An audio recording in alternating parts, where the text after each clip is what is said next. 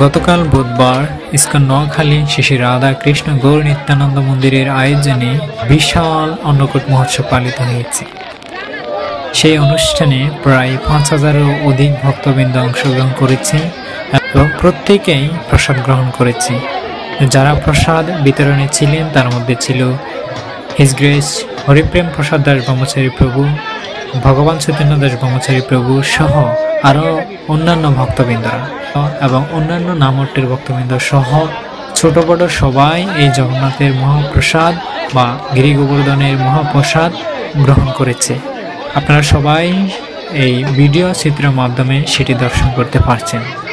আপনাদেরকে একটি নতুন মেসেজ দিয়ে দিচ্ছি। আমরা আমাদের হিজ গ্রেস রসপ্রিয় দাস অধিকারী প্রভু জানিয়েছে নোয়াখালী ইস্কন মন্দিরে যে নতুন মন্দিরের মডেল তৈরি করছে, বিশাল অর্থের প্রয়োজন সেই মন্দিরটি নির্মাণ করতে। তাই তিনি সকলের কাছে সহযোগিতা কামনা করেছেন যেন ইস্কন নোয়াখালী মন্দিরের এই সুবিশাল মন্দিরটি নির্মাণ করতে সক্ষম হন। তো আমরা দেখছি যে প্রত্যেকেই প্রসাদ গ্রহণ করছে, ছোট বড় সবাই। আর অন্যদিকে দেখছি অসংখ্য গৌর ভক্তবৃন্দ মন্দিরের গেটের পাশে অপেক্ষা করছেন। আসলে প্রায় ৩ ঘন্টা দেওয়ার পরও অসংখ্য মানুষ ধৈর্য সহকারে তারা প্রসাদ গ্রহণের জন্য অপেক্ষা করেছিল। এরকম অন্নকূট মহোৎসব ইস্কন বাংলাদেশের প্রত্যেকটি মন্দিরেই হয়েছিল।